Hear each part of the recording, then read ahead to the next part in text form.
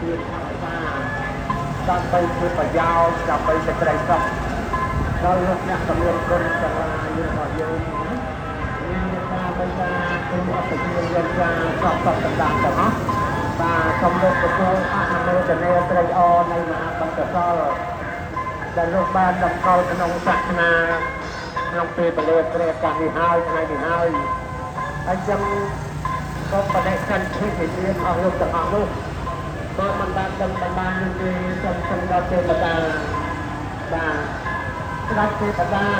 បាទព្រមទាំង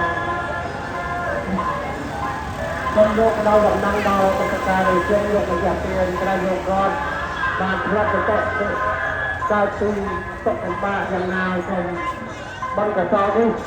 បាទបញ្ជូនដល់គាត់ហើយសូមលោកបង្កើតអានដល់ចំសពបកាហើយ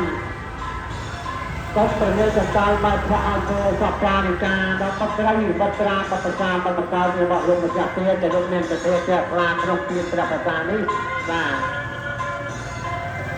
ព្រមទាំងកូនចៅប្រសិទ្ធទាំងអស់សូមឲ្យបានគ្រប់បានចម្រើនរកទទួលទានមានបានចម្រើនក៏កដាក់ចោលដល់ឡើងនោះណាសុខចម្រើនការសម្បត្តិគ្រប់ប្រការលោកយកទៅការសាធុសុខលោកហើយ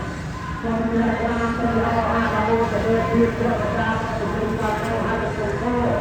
អត់មានគុំទៅបានជ្រករបស់អន្តរាយណាបាទគុំ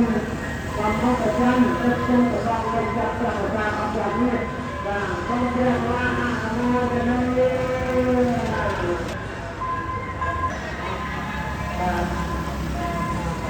เรื่องของอาตมาประกาศโลกาโยตาจะมาหรือนะเรียกได้เป็นเรื่องของการศึกษานายตัดสินใจเรื่องมันเป็นสร้างอาจจะเป็นการ